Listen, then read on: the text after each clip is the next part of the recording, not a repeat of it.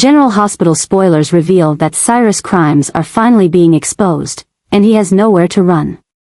The PCPD has gathered enough evidence to put him in handcuffs, but as officers prepare to move in to arrest Cyrus, someone else makes the move.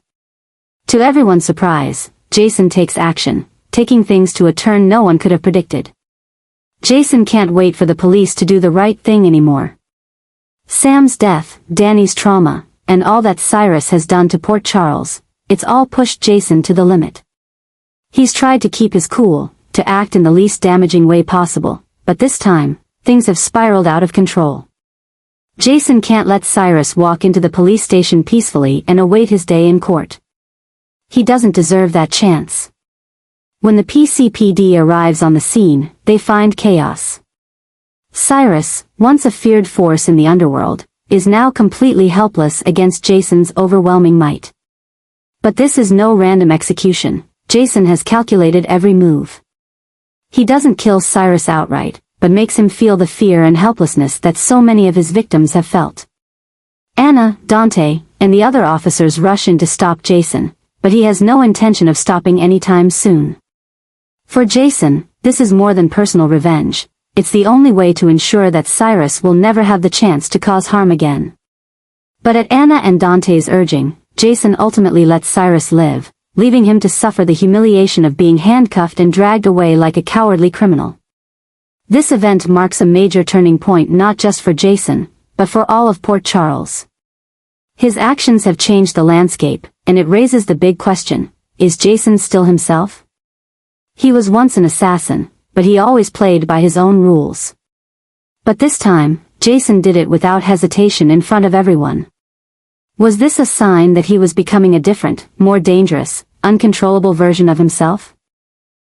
As Cyrus was dragged away in fear and humiliation, everyone at the scene knew that this was more than just the end of a criminal. This was the beginning of a new era, one where Jason Morgan was no longer just someone else's right-hand man. He had become a true force, one who was no longer willing to stand aside. And with power in his grasp, the question was, who would dare challenge Jason next? Jason is determined to find out the true motive behind Cyrus' brutal actions. The loss of Sam and Dex is not only a personal blow, but also a blow to his loyalty and honor. Cyrus never acts without reason, and Jason needs to know exactly what drove him to act in such a cruel way. Was Cyrus simply out to sow chaos, or did he have a greater purpose? Was someone else manipulating him, or was this part of a deeper plan for revenge? The change in Jason's behavior is becoming more apparent than ever. He has always been the one to follow orders, maintain a cool demeanor, and not get too emotionally involved in battles. But this time, things are different. The loss of Sam has not only taken a part of him, but has made him realize that he can no longer stand in the shadows. He needs to take the initiative, he needs to confront the person who caused this pain, and most of all, he needs to know why. Jason doesn't want a senseless killing. He needs answers before he can pass judgment on Cyrus. But finding the truth won't be easy. Cyrus isn't the type to bend to pressure, and he knows Jason won't stop without answers.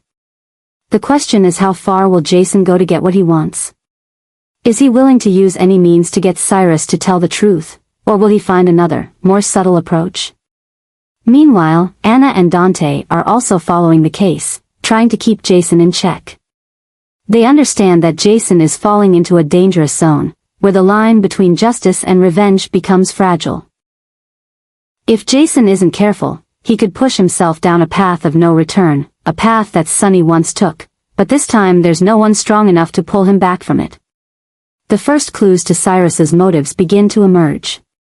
It seems there's a larger force at work behind the scenes, a person or organization with its own agenda that Jason can't yet fathom. The murders of Sam and Dex may be just the first step in a much larger plan, one that Jason must uncover before it's too late. The change in Jason can't be ignored. He's no longer reacting to situations, but actively leading them. If Brennan could exploit this weakness, he would be able to turn Sonny's opponents against him, shaking the loyalty of those who once trusted him completely.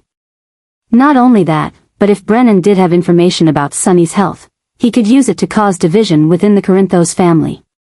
Enemies in the shadows could emerge, trusted relationships could be broken, and that would only make the situation more chaotic.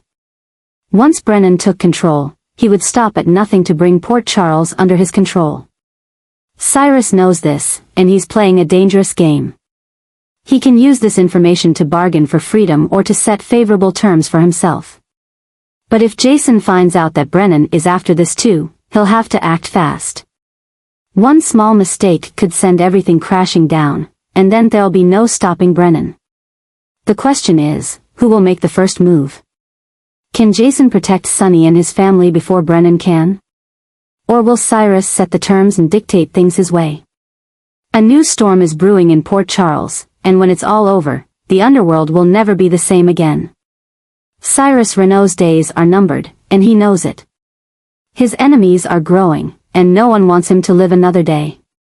The police are closing in on him, Jason and Michael are plotting to kill him, Brennan wants to exploit him for her own gain, and now a new threat has emerged, Jen Sidwell, who could be the one to put an end to it all.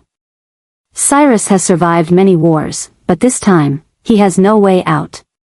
What he's done, killing Sam McCall, murdering Dex Heller, manipulating the underworld in Port Charles, has sent him down a path from which there is no return. There's no room for negotiation or compromise.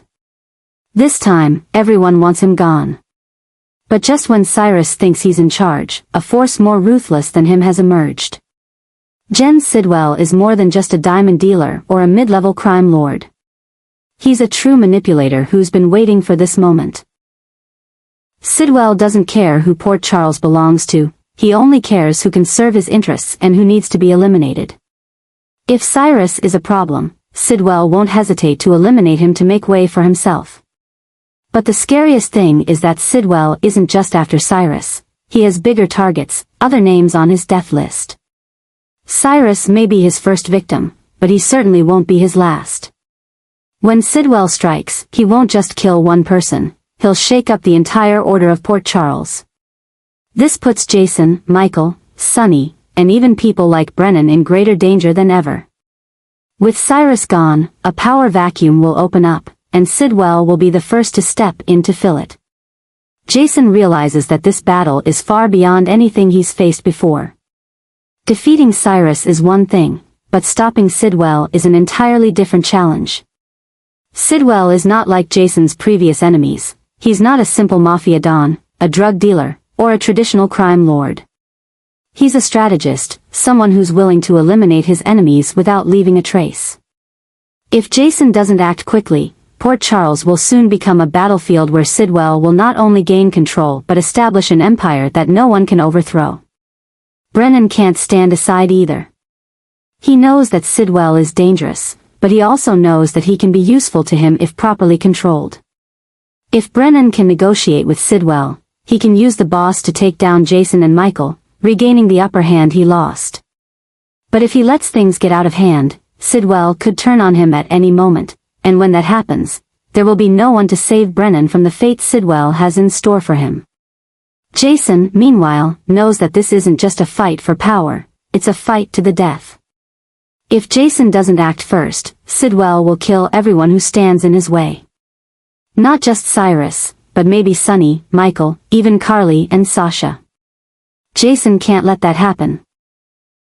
But the question is, can Jason act fast enough to stop Sidwell before he turns Port Charles into a graveyard of corpses?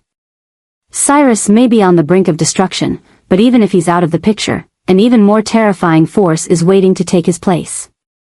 And this time, no one can be sure that Jason or anyone else can stop Sidwell before he takes the entire city under his control.